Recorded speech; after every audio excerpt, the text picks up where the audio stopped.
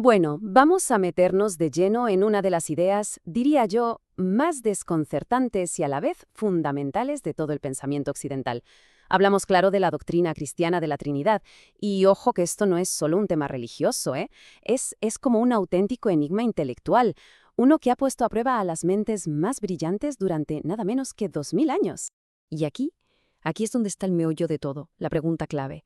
¿Cómo es posible que un solo Dios sea a la vez tres personas distintas?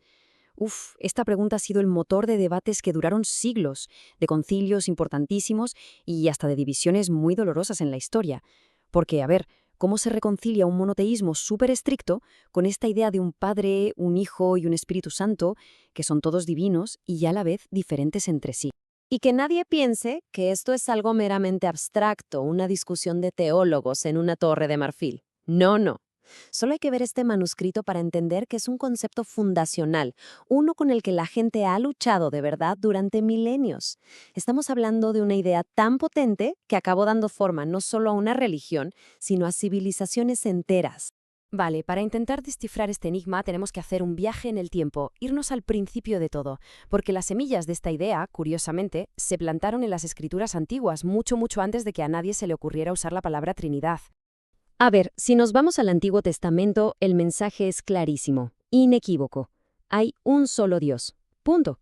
Pero, al mismo tiempo, se va construyendo una expectativa, una promesa. La promesa de una figura muy especial, el Mesías, el ungido, que se suponía iba a jugar un papel absolutamente crucial en la historia.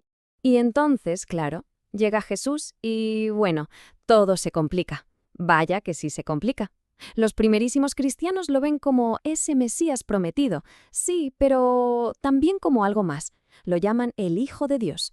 Y esto, claro, crea una tensión teológica monumental. A ver, si Dios es uno y solo uno, ¿dónde encaja este Hijo divino en todo el esquema? ¿Cómo funciona esto? Pues esa tensión, como era de esperar, no tardó en estallar. Y lo hizo a lo grande, llevando a la primera gran crisis doctrinal del cristianismo, allá por el siglo IV. Fue literalmente una batalla campal por el alma misma de la fe, por su definición. Y el que prendió la mecha fue un sacerdote de Alejandría, un tipo muy carismático llamado Arrio. Lo que él enseñaba tenía su lógica, era claro, directo, y se extendió como la pólvora por todo el imperio. El problema es que chocaba de frente con la idea que se estaba consolidando sobre la divinidad de Cristo. Aquí tenemos el choque de trenes, las dos posturas enfrentadas. Por un lado, Arrio y los suyos decían: a ver, para proteger que Dios es absolutamente único, el Hijo tiene que ser su creación. La primera, la más grande, sí, pero una criatura al fin y al cabo. Pero en la otra esquina, la postura que se llamaría ortodoxa insistía en algo fundamental. No, para que la salvación sea posible, Cristo tiene que ser plenamente divino, de la misma esencia que el Padre. O sea, que había mucho en juego. Y lo más increíble de todo es que el debate entero acabó girando en torno a una sola palabra. Una palabra griega bastante técnica, homoousión. ¿Qué significa? Pues de la misma sustancia o consustancial. Esa palabrita se convirtió en el auténtico campo de batalla teológico. Si la aceptabas, estabas diciendo que el Hijo era igual a Dios. Si la rechazabas, que era inferior. Así de simple y así de complicado. La cosa se puso pero tan intensa, que la controversia empezó a amenazar la estabilidad del mismísimo Imperio Romano.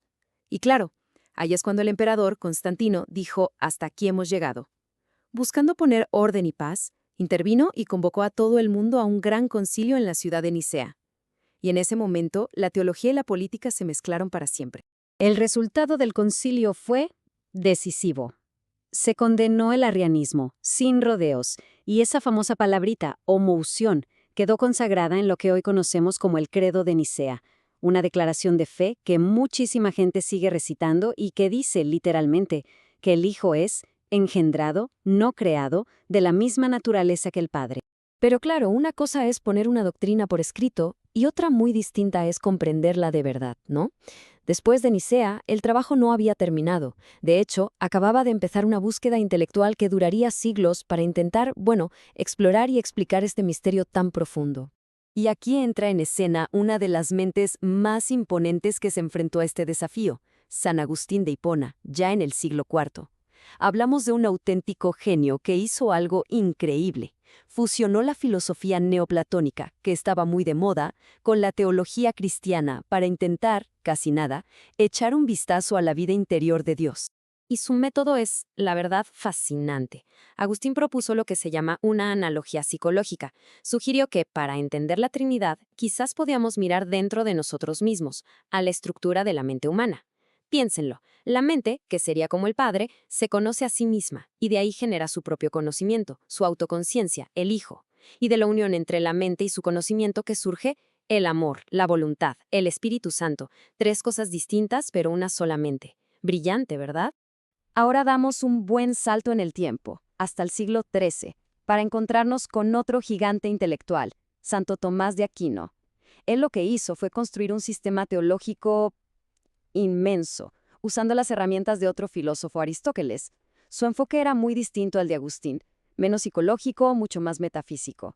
Su objetivo era demostrar que la fe y la razón no estaban reñidas, sino que eran coherentes. Mucha gente conoce a Tomás de Aquino por sus famosas 5 vías, esos argumentos lógicos para probar que Dios existe.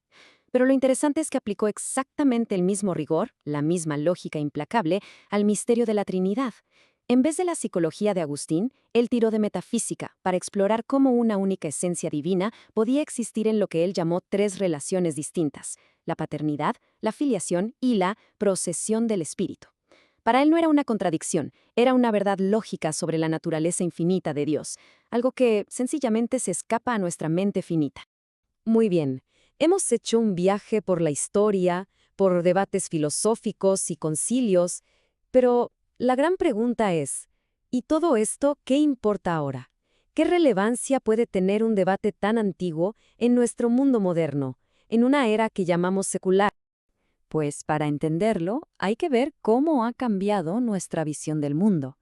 La historia del pensamiento occidental es, en cierto modo, la historia de un gran cambio de centro de gravedad. Pasamos de un mundo medieval totalmente teocéntrico, con Dios en el centro de todo, a un renacimiento que pone al ser humano en ese lugar. Luego llegó la Ilustración y coronó a la razón como la autoridad suprema. Y todo ese camino nos ha traído hasta hoy, a una era marcada por el secularismo. Y es importante entender qué es el secularismo. No se trata necesariamente de ateísmo, de negar a Dios.